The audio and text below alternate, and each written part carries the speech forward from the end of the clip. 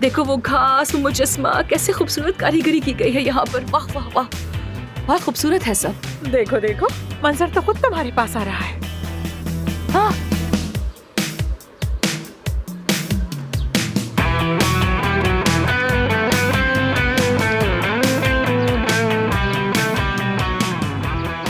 ये अच्छी मुजस्माकारी है।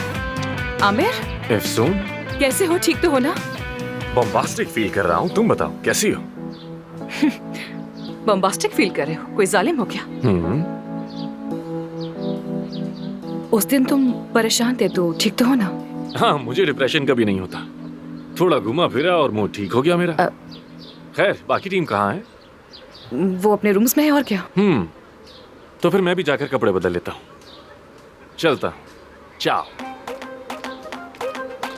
जाओ। जाओ। इसे क्या हो गया? जाओ बोला।